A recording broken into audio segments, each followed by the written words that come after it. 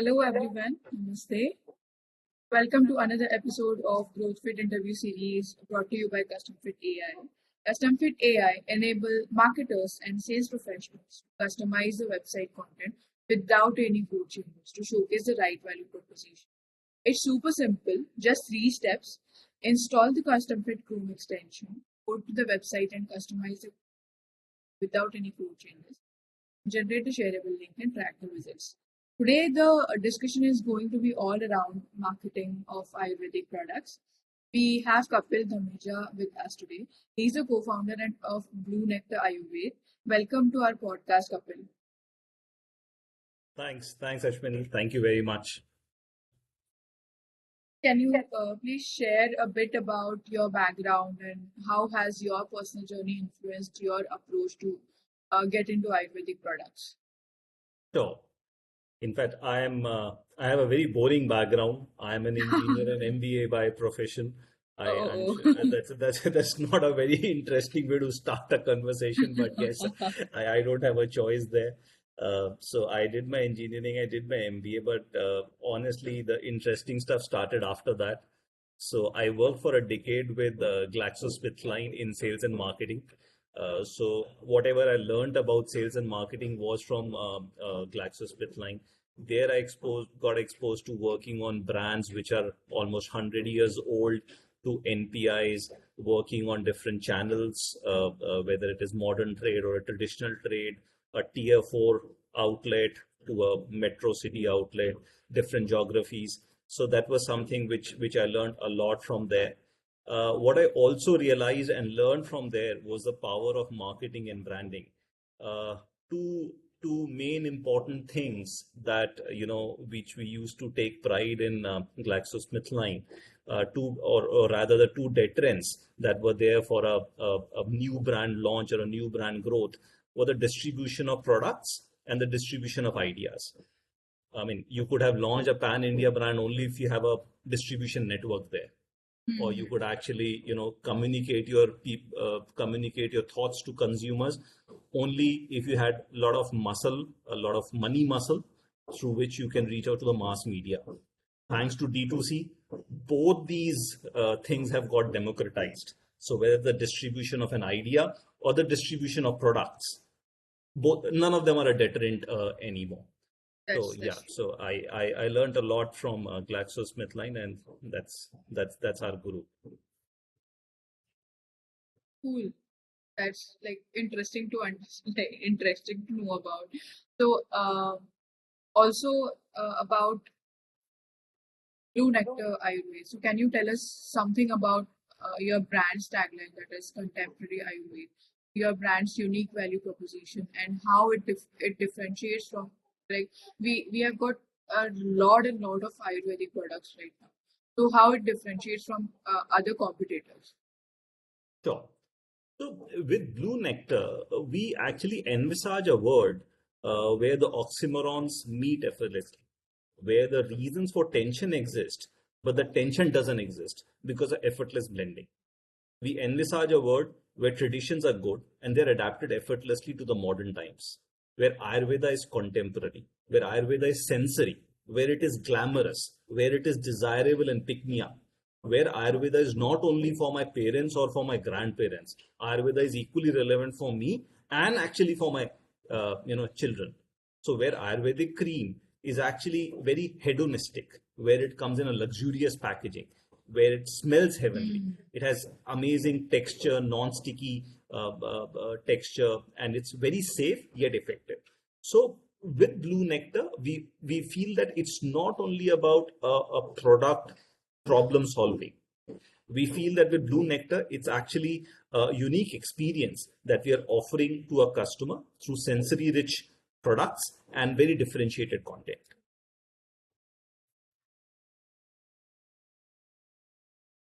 I think it will definitely help us to understand how you make a differentiator value proposition to the market, and how you launch it, and when and where you launch it. That's again a different question. So, uh, we would also like to understand, when did you launch, and what was your strategy behind launching these products and uh, like taking a market research uh, before launching your products? So how do you do that? Sure. See, I think I'll just go maybe a few steps back as to before products, before the launch of Blue Nectar, we used to run a chain of health and wellness centers. So we used to offer Ayurvedic therapies to our customers. And honestly, when we started running those centers, we had no prior experience of handling, Ayurvedic therapy. So whatever we learned was through that experience. So we learned that let's say an Ayurvedic therapy, which is an Abhyangam, has to be done on a hard wooden bed using an Ayurvedic oil, which is a sesame oil. But let's say we started our first center in April in Delhi, Gurgaon, which is a hot month. And suddenly, when came December, when the temperatures dipped to sub 10 degrees Celsius, and when we asked our customers to lie down on a cold hard bed for a wooden for a oil therapy Okay. for a 45 minutes, and the complaints started coming in like anything. And he said, boss, kya kar rahe ho, right?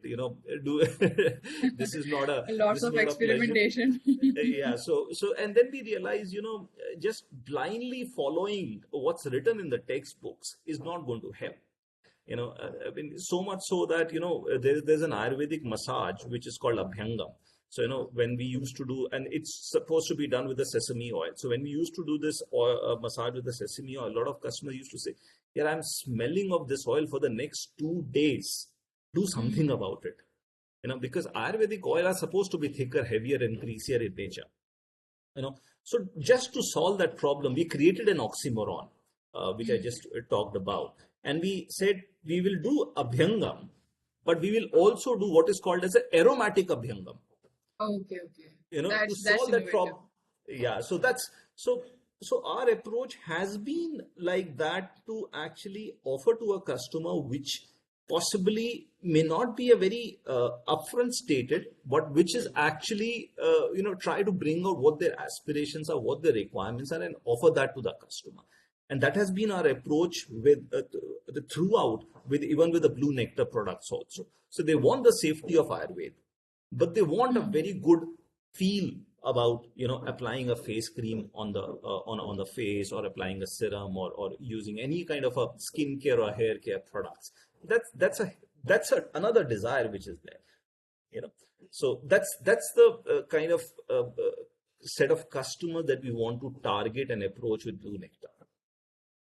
Basically, you focus more on your consumer, to understand more about consumer psychology, and then Absolutely. improve on the products accordingly. Absolutely. So, could you share something about specifically D2C marketing strategy that has yielded significant results for your brand?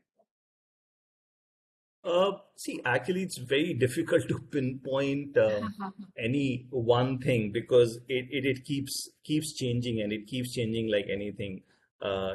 Starting from influencer marketing to the launch of new products, launch of new product formats, experimenting with different campaigns. But one thing which we have been very consistently doing is we do a lot of things in-house. We produce almost all our content in-house, and we try to that's an empowerment which is there with the team. Now I know that this could be a limiting factor also, but at the same time, with the way it helps us, it gives a lot of sense of ownership to the team. It makes them think, it makes them obviously very, very excited. So right from our star cast, to the editor, to the script writer, to the producer, to the director, are totally in-house. So that's something which we have been following this for quite some time now, and that's we think is helping. But yeah, but otherwise, in terms of pinpointing one D2C marketing strategy, I guess it's a very, very fast evolving platform. So, tools are coming, platforms are coming, has helped a lot in last maybe last 5 to 6 years or last decade, it has groomed each and every D2C or brand, I believe. Sorry, I didn't get your last. I think Instagram and to like platforms like these have evoluted like it's like evolutionary change in last decade. In particular, if we say a D2C marketing, but it has boosted each and every D2C brand because e- each and everyone is using Instagram, especially in COVID. It was really helpful to boost your brand or your marketing, push your Uh, marketing. Absolutely. I think Instagram, if you ask me, out of all the D2C channels, I think Instagram is definitely one of the biggest go-to channel in terms of building the brand, in terms of Hmm. acquiring customer, in terms of expecting returns to happen on your investment. And it has worked wonderfully well for us as well, Instagram.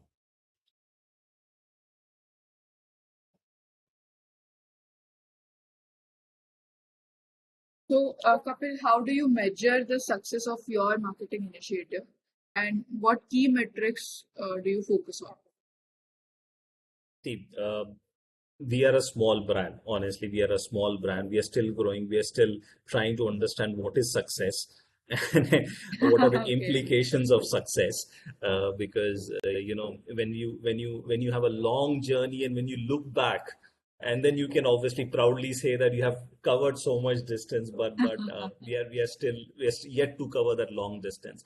But yes, but whatever distance we have covered, whatever scale that we have reached so far, I think couple of things that have always kept us on our toes, the couple of matrices, is we keep a strong eye on Google Trends, the organic traffic which is coming to our website, the Google brand search parameters. I mean, we also look at the index brand search on Amazon as well, which is one of the platforms. So yeah, so these are some of the key matrices that definitely Like, gives us sleepless nights if because of, and definitely when they are not moving in the right direction. yeah.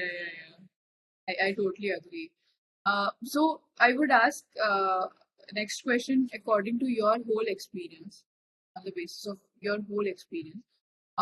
What is your process of optimizing a website for a client? Like if you worked in sales and marketing since in a decade, what was then and what it is now? Process of optimizing the website. See, I think one thing which you have to, I'll be very, very upfront here. So we like to keep the journey of a customer very easy, as simple, easy, as minimal. I do understand there are a lot of concepts around upselling, cross-selling on those kind of things, but we feel that there has to be a lot of balance between these concepts and ensuring the customer checks out. So once a customer has added a product to the cart, we try to ensure यार किसी तरह से ये checkout कर ले, rather than being greedy and making him add more products to the cart. So not to say that we don't want to do a cross sell, we don't want to do an upsell, but we want to keep the distractions for a customer as minimal as possible, the checkout process as easy as possible. uh, give choices, but don't complicate the choices because we think that let's try this, let's try that also.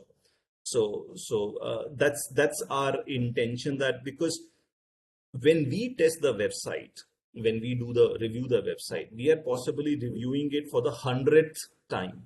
But from a customer's point of view, it's only possibly first or the second time a person has come to the website and trying to do a checkout process. So for him or her, it's not a something which he has seen before. So rather than offering too many choices, rather than making it a complicated process, make it as easy, as simple as possible. So what we do is, and we use Google Analytics very extensively, where we keep a track as to where the dropouts are happening. If the dropouts are happening at the product pages or the dropouts are happening at the add to cart, point, or the dropouts are happening at initiate checkout, or the dropouts are happening at the payment gateway front. So we keep a track of where the leakages from the funnel are happening, and accordingly we keep optimizing it. I think this is a really, really important insight that I've ever received during Growth Fit interview series, because I must say this is another topic itself, and no one has pointed out this thing till now, that this journey should be as simple as possible. Everybody will say that we should upsell and we should cross-sell, but no one says that this is really important insight that we have got from you, Kapil. Definitely, No, in a fact, marketer should take a point of this thing. yeah. Okay, so coming to next question, how do you adapt your marketing strategies to stay relevant in a rapidly changing digital landscape? Very simply, just being a good student of digital marketing and observing what other people are doing. We have a very famous line in our office. Um, if you learn from one person, if you copy from one person, it's plagiarism. If you learn from many, it's a research. So we believe in doing a lot of research, and so what we do is that we keep a track of what others are doing, and not only restricted to our domain in terms of beauty and personal care, not in terms of only our geography, which is India. We do keep a track of what people are doing. I mean, there's some very interesting stuff happening at, let's say, the wearables category. You know, the noise, the bold, the kind of stuff, amazing stuff which these guys are doing, and the kind of brand which they have managed to build is exemplary. So there's a lot to learn from them. There's a lot to learn from some of the international brands, the way they are building it up on their social media or on the channel. And then we can't even visualize or imagine the kind of scale at which these brands are, and the way they have done it.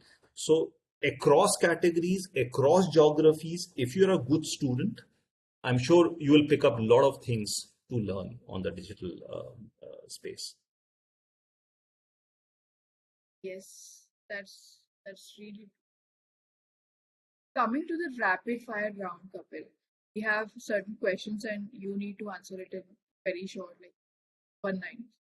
So, first question: what is your favorite D2C brand in terms of marketing or Firebolt. branding? Okay. Firebolt. Best social media platform for D2C marketing. Instagram. Okay. Email marketing or influencer marketing? Influencer marketing any day. Okay. One word to describe successful D2C marketing. Flawless execution. I mean, execution, if it's a one Execution. word. Your go-to customer acquisition channel. Instagram. Favorite D2C marketing campaign of all time. This is, can I take A few campaign. words? Yeah, This yeah, is sure, this. sure, sure. So this is It's something his. which we did was a Nani Ke Nuskhe campaign. And so we were very, very scared. So we said, we asked people to share their skincare concerns with us, so that we could provide a custom solutions to them and possibly offer some products to them also. But the idea was for people to share. There's a lot of internal debate which happens within us, that will people actually be open to sharing their concerns, skincare concerns, in a public medium. Okay.